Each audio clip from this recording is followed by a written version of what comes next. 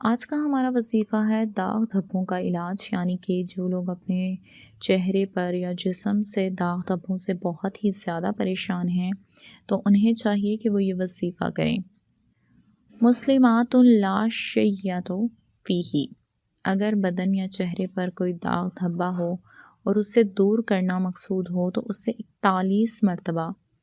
دوا یا مرہم پر درج ذیل آیت مبارکہ کو پڑھ کر دم کریں اور پھر اس سے دوا یا مرہم استعمال کریں۔ انشاءاللہ تعالی ہر طرح کے داغ دھبے دور ہو جائیں گے